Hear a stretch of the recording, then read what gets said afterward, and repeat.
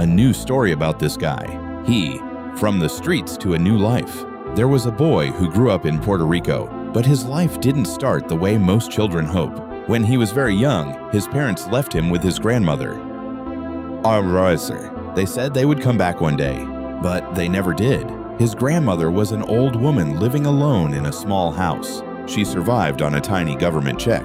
It wasn't much. Some weeks the refrigerator was almost empty.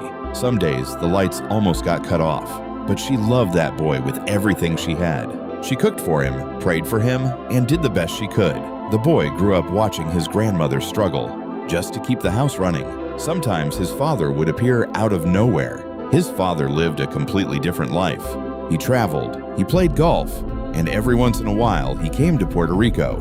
When he did, he would stop by for a few minutes. He would give the boy 20, maybe 50, then he would leave again. The boy would stand at the door watching his father drive away, wondering why he was never enough for him to stay. As the years passed, those visits became less and less. Eventually, they stopped completely. Without a father, without guidance, the streets began to raise him. At first, it was small things, skipping school, hanging out with the wrong friends. Then it got worse. He started selling drugs. He started stealing cars. Soon, he was doing robberies at gunpoint. Every day, he was walking deeper into a life that could only end in two places, prison or death. His grandmother cried many nights. She would sit in the dark living room and pray, "God, please save my grandson." But the streets had a strong grip on him until one day something happened that changed everything. One night, after a robbery went wrong, the boy found himself running through the streets, his heart racing, police sirens in the distance. For the first time in his life, he felt fear.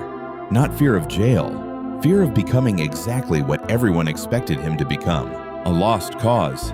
That night, he went home and saw his grandmother asleep in her chair. Her hands were old and tired, and for the first time, he realized something. This woman gave him everything she had, and he was giving her nothing but pain.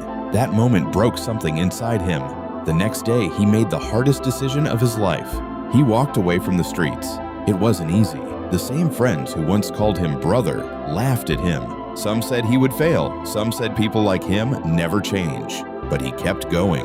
He started working small jobs, cleaning yards, helping construction crews, doing anything honest. Little by little, life began to change. Years passed. The boy who once robbed people at gunpoint became a man who worked every day with dignity. He built a family. He became the father he never had.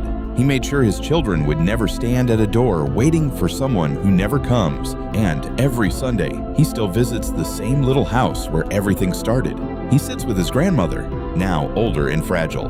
He thanks her for never giving up on him, because sometimes all it takes to change a life is one person who believes in you when nobody else does. And that boy who once belonged to the streets became living proof that your past does not decide your future.